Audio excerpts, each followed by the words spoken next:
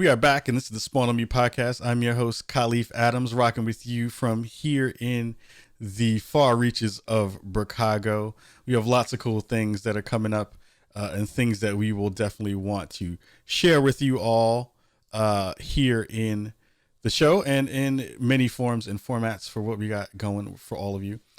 So this week I've been playing a couple of different things. There's been some stuff that's been on my plate from a couple of gaming perspectives. I've kind of gone back into an old game that I really love and kind of got back into because of my friend over at Kind of Funny, Andy Cortez, who has been playing Overwatch a bunch. And I kind of got out of the Overwatch space for a while and didn't really play anything for a bit because I kind of wanted to. I was kind of trying to figure out good ways to play various things that I hadn't really got a chance to mess around with, but also trying to figure out kind of getting into my my pile of shame, basically, trying to dig through some of those things and figure out what I was going to be able to play there and dig into in real ways. So a couple of things have popped up throughout the past couple of weeks. Escape from Tarkov was one, Overwatch was one, and for sure, Overwatch has definitely been the thing that I have been playing the most of late. I've been playing it super late night and kind of just digging into the aspects of jumping in and kind of learning again some of the new characters and making sure that I have been really giving it some time and effort and energy to be able to feel like I was good again. And it's been so much fun. Like, I know a lot of people have been, talking about the kind of political aspects of what Overwatch has been doing. It was a great piece that came out. I think it was on Kotaku the other day that talked about Diva in the new costume that got put out. Shout out to Apple Cider Witch who wrote that piece and talked about how that costume, the new kind of schoolgirl, Japanese schoolgirl costume, was a bad look for them to kind of showcase.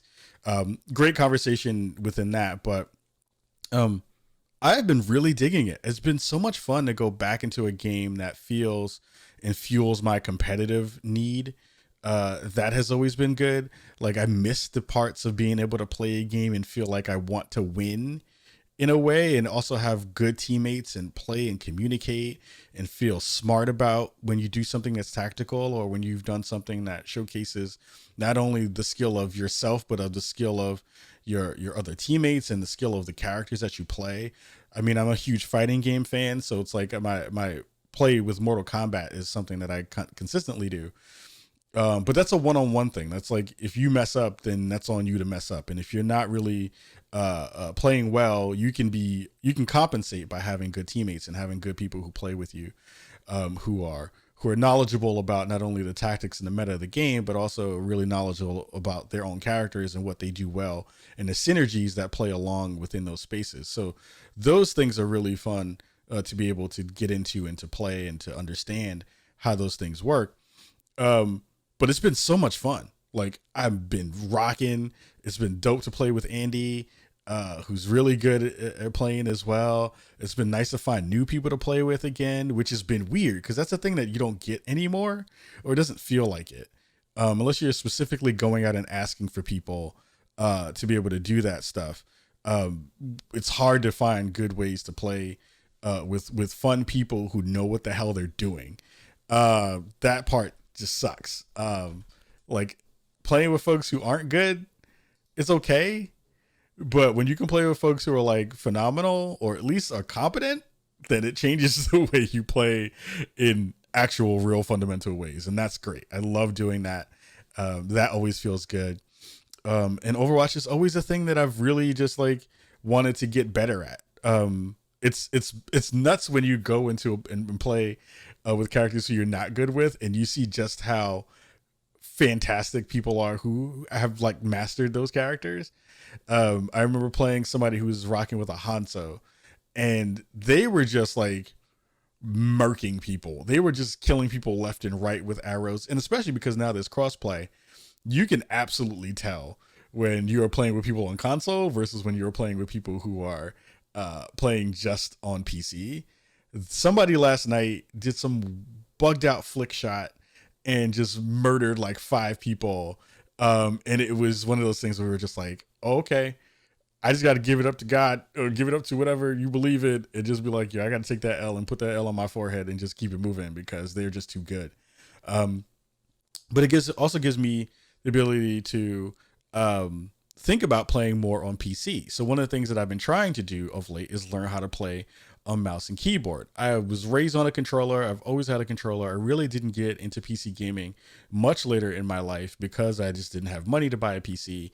And it wasn't on top of my list of things that I felt were really important for me to enjoy the games that I play.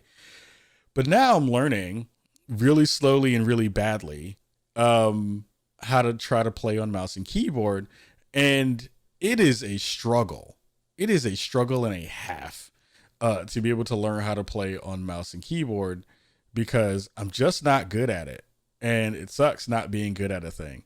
Not being good is not fun. It is not a thing that I enjoy. I don't like it. I wish it was the thing. But it's one of those things that you have to learn how to do, especially if you're trying to learn how to play a game in a real way. And the game that I've been learning on is Escape from Tarkov. So Escape from Tarkov is a unforgiving game. If you're familiar with any of the conversations around it of late, you probably have heard mostly about how they talked about how they can't put women in the game because they can't animate them and do all this other stuff, which is so unreasonable and stupid and makes no sense because we've seen so many games do it. And they came out of the gate in a great conversation sparked because of a piece that was shared from Patrick Klepek earlier or later or past this week, or in the previous week, I should say, where he kind of delved into basically that they shouldn't have said anything. They just kind of kept it moving and not pulled more attention to themselves. That aside, that stupidity aside, we've seen a huge growth of the game because of streamers who have big audiences like Dr. Lupo and Grims and a couple other folks like play this game in a consistent basis and kind of have bubbled it up in a real way to the top of the Twitch directory, which has been interesting.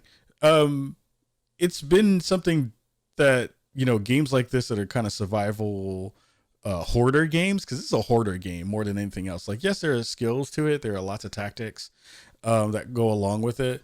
And those tactics that go along with the gameplay, you know, of you scavenging and kind of going in and knowing the maps and understanding where things will spawn, like all those things are super intriguing. Like the 1-to-1 realism version of the game where you're like, you can look down the barrel of the receiver in your gun and see like, okay, I have a couple bullets left in it.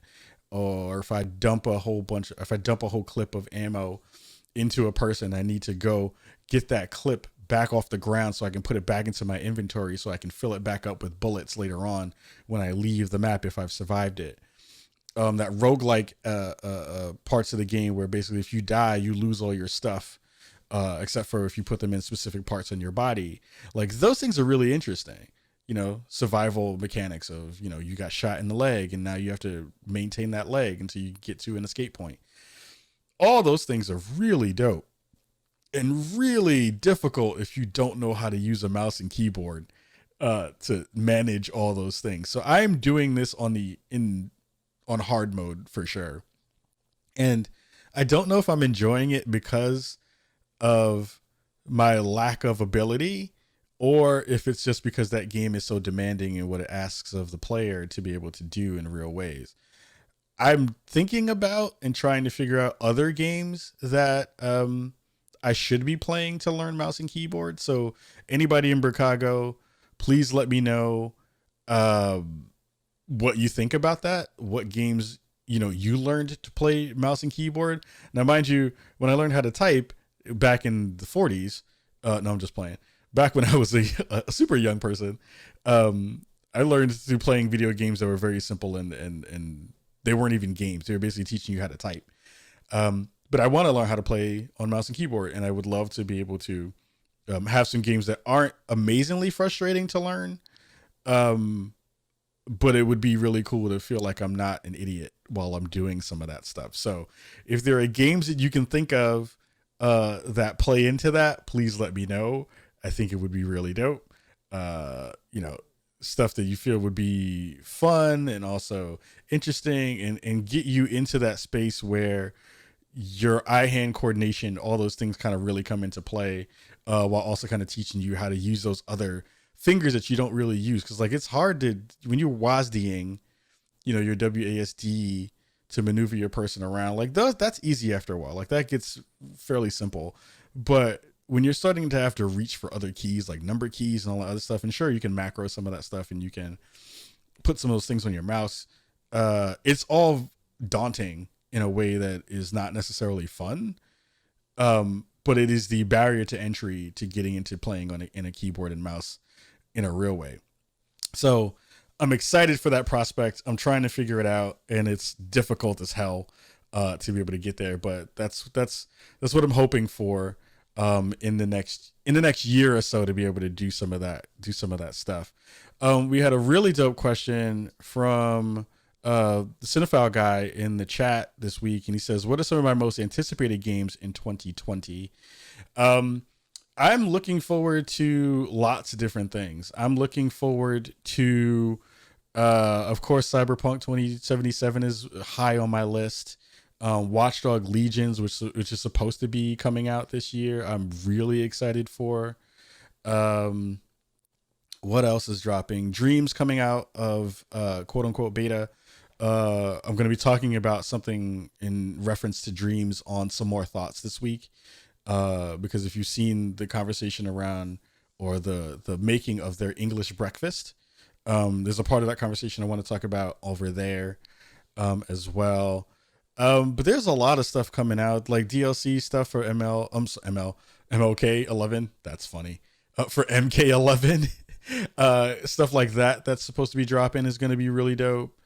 There are lots of things that are coming out that I'm very, very much excited for. It's interesting when you kind of start the year to kind of go over the list of things that you want to kind of play.